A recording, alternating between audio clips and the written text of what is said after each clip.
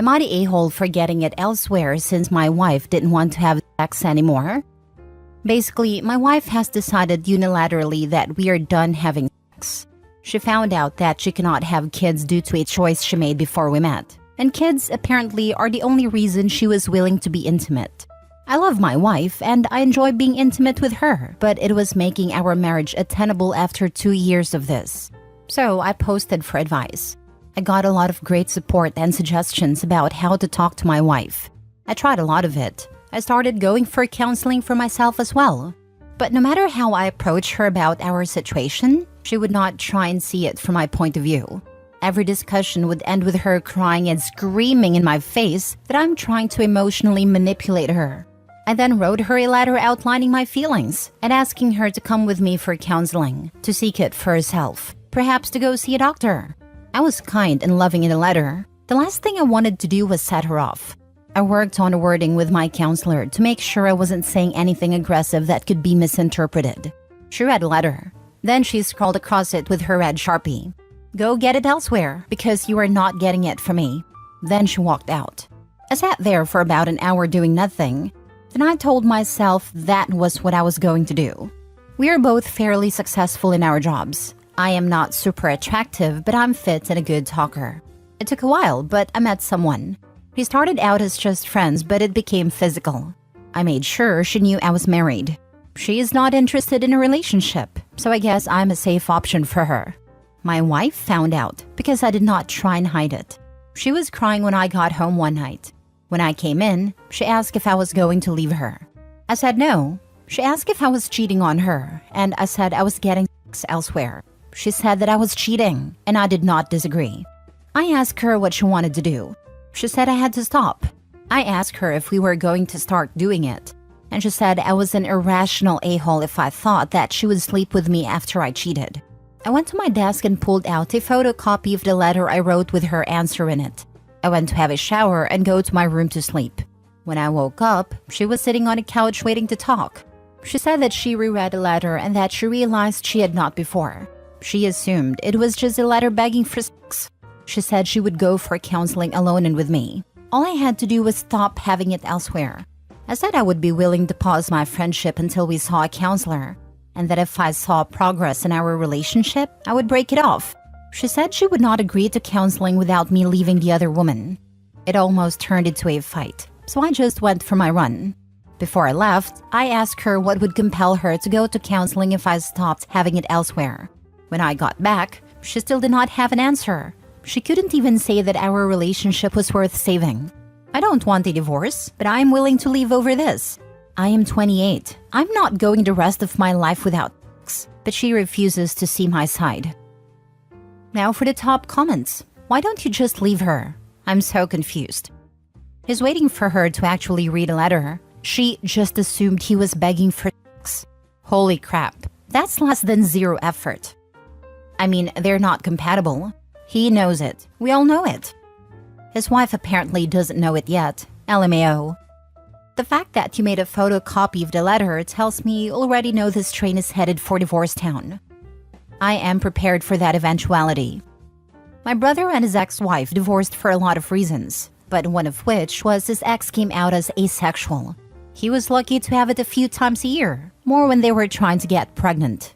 He's now got an awesome girlfriend he's crazy about and she's crazy about him. Told me how wonderful it is to feel desired. I honestly thought this was written by some middle-aged man. You're too young for that nonsense, bro. When I saw 28, I thought for sure he was 38 or 48 and it was a typo. Yeah, 40s this can happen, and the wife needs to take it serious and get her hormones checked. I went through it in my marriage, and it took a serious situation happening for her to see it. It is hard, because when they lose desire, they don't desire it, so don't have an overwhelming desire to fix it. 28 is way too young. I think the magic wore off and she got bored, and when women get bored, they tend to act in the manner OP describes. Funny part is, if that is the case, OP being with another woman is exactly what will snap her out of her boredom. Next story. Am I the a-hole for making my wife confess to all her friends and family that she cheated on me if she did not want a divorce? I, 34 male, have been married to my wife, 32 female, for 5 years, and we have 3 children. A few months ago, I found out from my wife's texts that she had been cheating on me, and I confronted her about it. She confessed to it and gave me an entire breakdown of her affair, which had lasted for a month. I was devastated and asked her why. She gave no excuses for it and said she had caught feelings for her affair partner which were wrong and she had acted on them. He was her coworker. I asked her if I lacked in anything and she said no, and she was in tears. I needed a few days to process this. My wife gave me space, but she asked me many times to reconsider divorce because it would uproot the lives of our children. She said she would do anything I wanted for the rest of my life. After a week, I decided that I needed only one thing from my wife to completely forgive her, and that was to call each and every one of her friends and family and confess her affair.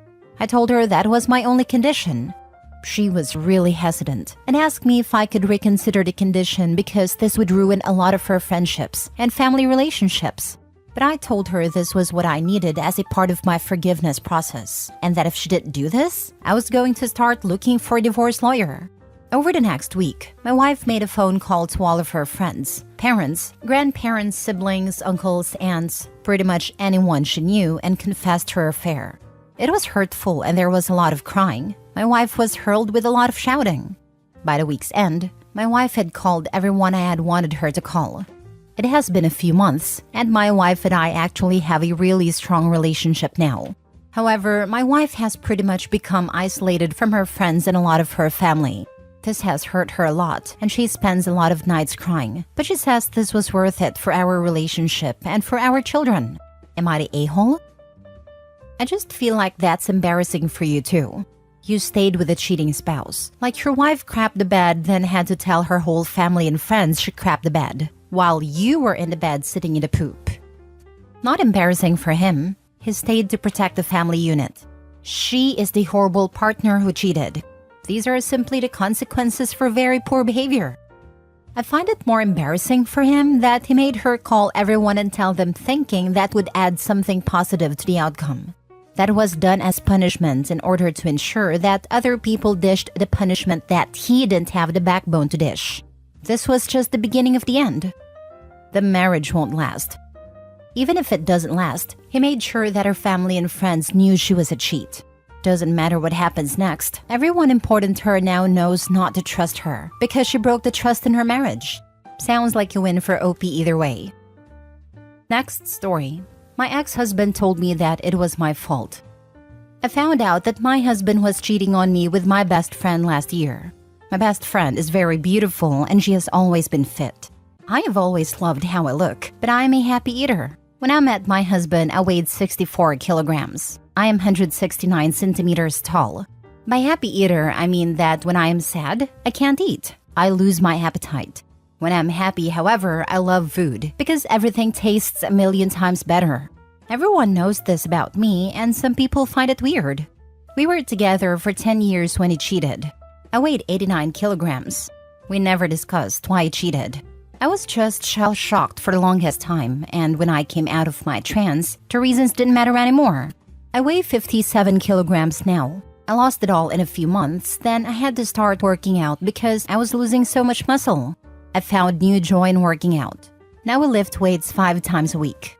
We decided that I have full custody until our son is 3 years old, so we don't confuse him with different homes. Instead, my ex-husband takes him for a few hours every day. Now he just visits my apartment since I stopped wanting to vomit every time I saw him. I use the time to do chores or relax/work out or go out with friends. Yesterday I went for a brunch with some girlfriends. When I got home, my ex-husband looked at me weird. He has been looking weird at me lately, but I haven't bothered asking because I avoid any conversations outside of our son. He told me that I looked beautiful. I ignored it, so he got upset. He started bawling and said that he wished I made this effort when we were still married. He never loved anyone else. Cheating was his biggest regret, but that I share the blame too. That I am an a-hole for doing this to him now looking this way. I didn't know what to say first. I was raging inside, and I wanted to hit him or cry. I told him, well, you should not have made me happy during our marriage then. He called me an a-hole for my attempted joke and left. This is our first fight since what happened. I don't know now. Deep down, I feel that there's some truth in what he said. If I only put more effort, my son would have had his parents together. I feel so much guilt. I have cried nonstop since yesterday. Tell him, I wish you had said, if you don't lose weight, I'm going to bang your best friend. I would have left you then and saved us a load of time. Absolutely this. And no, you were not the a-hole. That's just an excuse. Your I hope former, best friend gave it to him, and they both can rot now. What would he say when you were 50? Well, if you got cosmetic surgery, I wouldn't have cheated. Beauty of the flesh is fleeting. Not the a-hole. Please don't let the cheater make you feel guilty.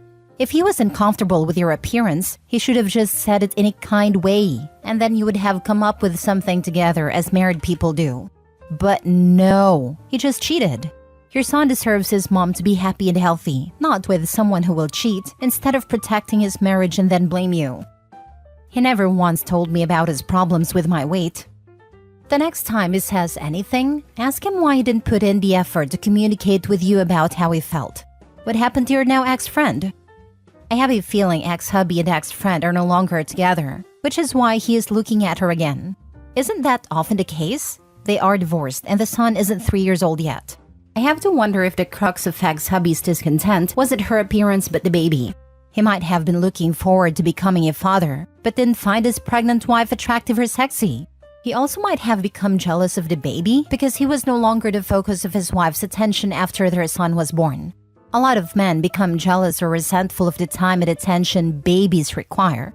Whatever his reasoning for cheating, she's doing much better without the ex, which is better for their son. They're still together. OP, your husband is realizing that he and your best friend aren't compatible, and he's trying to get you back. It's better for a child when parents move on with their lives, rather than pretending to be a happy couple. Don't get back with him.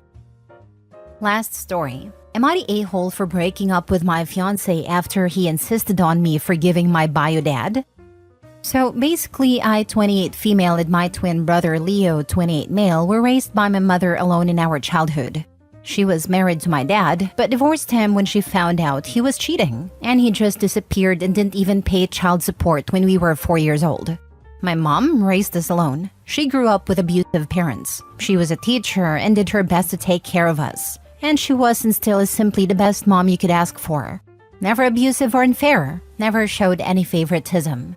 She was always interested in us and was the perfect combination of a fun but responsible parent. As a result, my brother and I decided to do our best not to give her grief. We did our best in school, didn't cause trouble, and did all our chores. My mom started dating our stepdad, Carlos, who was her high school sweetheart when we were 11. And this guy was always the father we never had and loved us like his own. They also had our little sister Virginia, and we have been a big happy family. Now, our dad tried to reach us several times, but after a few disappointments, Leo and I decided to cut him off and appreciate that we had a great man like Carlos in our lives who swore to us that he would never leave us. Back to the present. I had been dating my now ex-fiancé Jonathan, 30 male, for 3 years. We had been engaged for a couple of months and living together, and everything seemed perfect. Except one thing. He sometimes would try to convince me to forgive my father and to invite him to our wedding. He knows everything that happened, but he is still insisting on the fact that he is family and I should forgive him. I draw the line when he invited his parents and tried to have an intervention. I had to hold my anger as I heard all their BS, and I was about to snap, but I forced myself to calm down. I just simply took off my ring, left it at a table, and said that we were done for good. They were all shocked as I stood up, grabbed my phone, and called my ex-boyfriend from high school, Lucas, 28 male, and explained what happened to him and asked for some help to go back to my hometown. Lucas and I dated for 4 years, from 14 to 18, and broke up due to distance. We were friends since we were 6 years old, so he was with me through all the disappointments that my bio dad gave me. We're still friends and see each other when we go back home and often call each other. He was angry and told me he would be there right away. The town is only an hour away from the city I was living in. I started to pack my stuff while him and his parents kept trying to make me change my mind, but I just ignored and called my mom and brother to tell them the wedding was off and that I would be going back home for a while. They kept telling me I was exaggerating, that I was choosing wrong, but I just packed everything I owned and Lucas showed up pretty quick. Of course, my ex-fiancé was mad that I had called my ex-boyfriend, but I didn't care, and Lucas and I just went back home. Luckily, I work from home, so I don't have any problem moving whenever I want. I can work from anywhere. I decided to let know all my close circle what had happened right away, and they're all on my side. I arrived at my hometown, and my stepdad, mom, and little sister received me with a lot of love and told me I needed to do what felt right and not to force myself to get myself in a marriage if my fiancé can't even respect my boundaries and invalidates my feelings. Lucas said that I deserve someone better and to try to focus on moving on. However, Jonathan's friends and family is still berating me for breaking up with him in front of his parents and leaving with my ex just like that. But in my defense, he didn't give me a choice. Part of me is thinking they're only doing it because they're his family and friends. But part of me is starting to believe that maybe, yeah, I handled things wrong. I don't regret breaking up with him. It hurts, but it just feels better like this. But maybe I was too harsh? I don't know. Am I the a-hole? I want to know why this family is so insistent on a cheater being forgiven. I'd be incredibly suspicious of that, not the a-hole. I had an abusive parent that I cut off. I've had so many friends and partners who just don't get it, who insist, but they are family. You have to forgive. My ex-BFF in college was reporting everything I did to my abusive parent. I just wanted to help you. Your parent loves you and is worried. I've learned to stay away from people who insist on reunification more than once. They never stop because they have no clue what a bad family really is. They can't comprehend it, and they will keep pushing until they get the Disney reunion they want. Because they truly don't believe family could ever do something so awful, and you must be exaggerating or misunderstood. They never stop because they have no clue what a bad family really is. Some of them don't know, but some of them know, and they're just enabling this. Cheaters enable cheaters, abusers enable abusers. In situations like yours or like OP, I always would ask if they're ignorant or enablers. This strikes really close to home. My wife wants me to reconcile with my abusive mother. She lets slide her siblings who are abusive to their kids, so she's an enabler. This explains a lot. Thank you for this insight.